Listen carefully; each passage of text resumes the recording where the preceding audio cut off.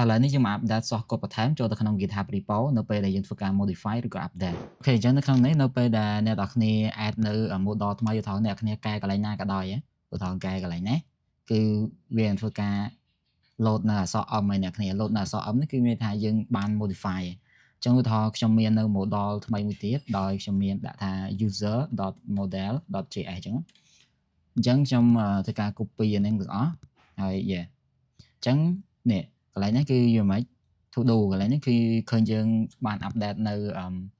file ថ្មីហើយអញ្ចឹងយើងចង់ update file ទាំងអស់នេះបញ្ចូលទៅក្នុង GitHub repo របស់យើងដូចនៅកន្លែងនេះបើសិនបើអ្នកនរគ្នាធ្វើកា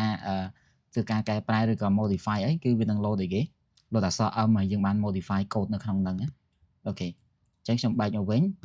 អូខេខ្ញុំឬក៏ខ្ញុំ comment កន្លែងនេះដាក់ថា export ចុះ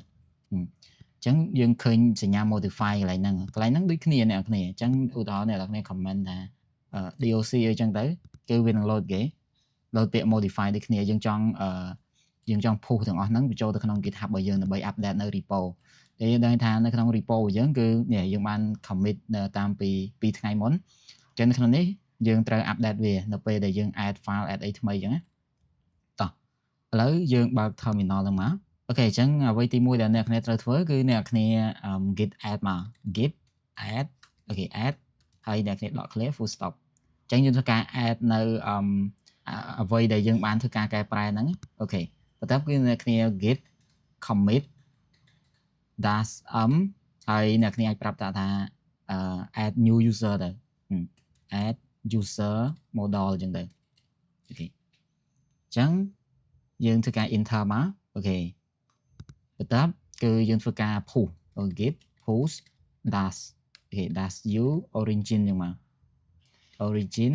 main អូខេយើង set តែប៉ុណ្្នឹងឯងអ្នកគ្នាអញ្ចឹងវាធ្វើការ push code នឹងចូលបន្ថែមចូលទៅក្នុង repo របស់យើងហើយអញ្ចឹងយើងមក check មើល repo មកអញ្ចឹងអ្នកគ្នា refresh មួយអូខេអញ្ចឹងនេះយើងឃើញនៅក្នុង controller មាន load add នៅ new user ហើយនៅកន្លែងណាអ្នក model របស់យើងអ្នកឃើញ add នៅ new user កន្លែងនេះគឺ status នៅពេលវាបង្ហាញគឺណាដែលយើងទៅ update អញ្ចឹងអ្នកគ្នាចុចមក